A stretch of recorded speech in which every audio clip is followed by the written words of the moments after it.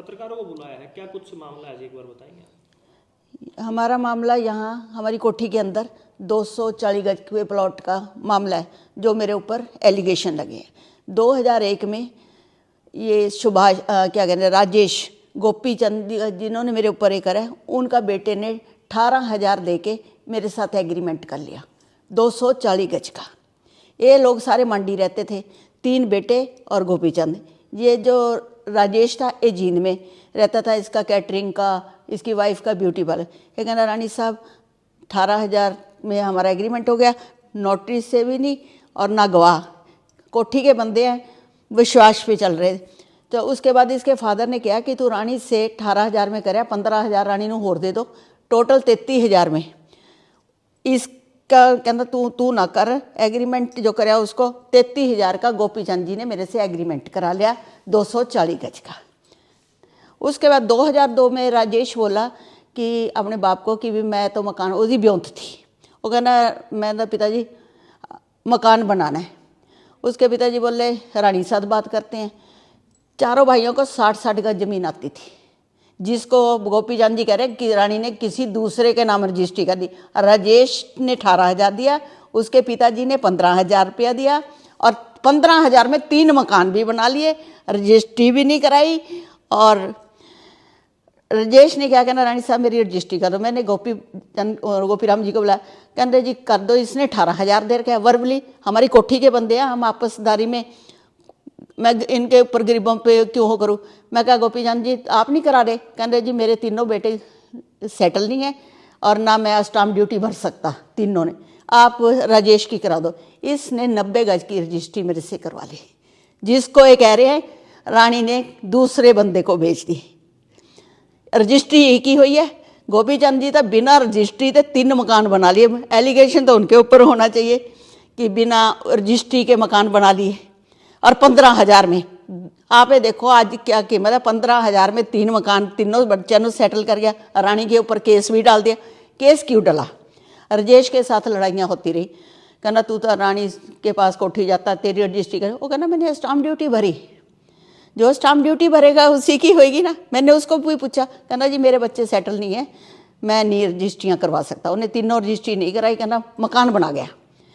तीनों मकानों की मैं फ़ोटो खींच के भी दे सकती हूँ तीनों, और उससे रजिस्ट्री मांगो कि 3 मकान की रजिस्ट्री कहाँ तेरी। तो ये गोपी चंद ने अपने बेटे के नाम करवाई है? हाँ, गोपी चंद ने 4 बेटे थे ना, एक बेटे के नाम 90 गज की रजिस्ट्री मेरे से होगी, उसकी ब्योंत थी, वो कहना मैं भरूंगा स्टाम्प ड्यूटी। चारों का हिस्सा था ना। अब आरोप लगा रहा है किसी और के नाम। हाँ किसी और है।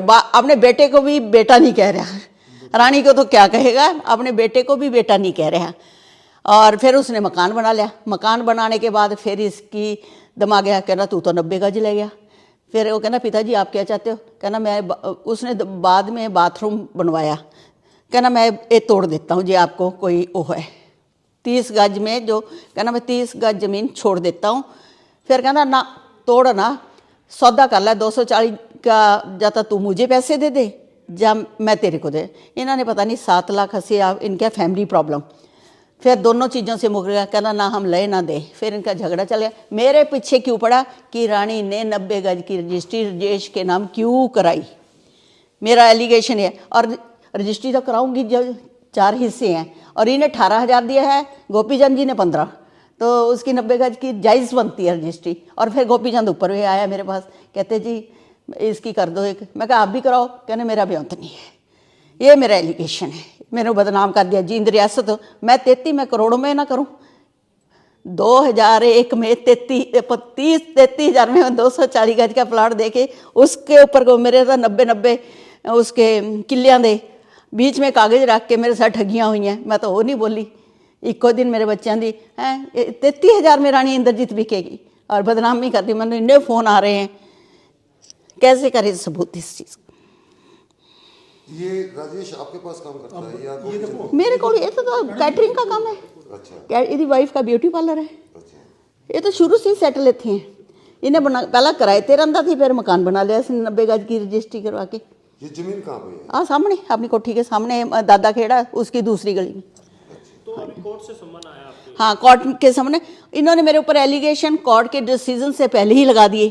कोर्ट में मैं इसका रिप्लाई करूँगी, मेरे ऊपर क्या 420 का केस है। मैं 420 तो इन्होंने करी हुई है, गवर्नमेंट के साथ भी करी हुई है, मेरे साथ भी करी हुई है। मेरे 3 मकान खाली करे, जहाँ रजिस्ट्री कराए, गवर्नमेंट की स्टाम्प ड्यूटी भरे।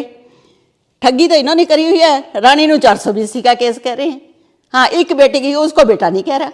सबसे बड़ी बात ज़्यादा ये कहना कि रानी ने मेरे बेटे के नाम, कहना 2 रजिस्ट्री 2 जगह बेच दिया। क्यों बेच दिया? एक ही जगह बिके। तो रानी जी, जैसे 24 साल से मामला चला हुआ था, तो पंचायती रूप से आपका नहीं, मेरा नहीं, मेरे साथ कोई लड़ाई नहीं थी। वो तो इनकी बाप बेटे की। मेरे को तो हुण जब समन आए थे, पहले इन्हें मेरे उत्ते करे पुलिस का, अपने बेटे के साथ पूरी लड़ाई चल रही है, बोलचाल बहुत कम है। फिर मेरे पुलिस को मैंने जो है, जैसे मैं आपको दे रही हूँ, उन्होंने जैसे फिर कोर्ट पहुँच गया। कोर्ट एक बार जब समन कोर्ट में केस होता है, रिप्लाई तो मांगेंगे ना कि कोई एलिगेशन लगाया, उसकी रिप्लाई तो मुझे देनी पड़ेगी। ठीक है, उसमें कह दिया रानी नू ये कर दिया, रानी जमानत करे। पहला ये तो बोलो ना कि भी किसके ऊपर होएगी। हो मानहानि मेरे ऊपर, मेरे जींद रियासत के ऊपर। इतना बड़ा 33,000 का, 33 करोड़ 33 लाख कुछ तो कर देते। 33,000 का एलिगेशन लग रहा है। कितनी चीप बात है। बहुत लोग ये भी कह रहे हैं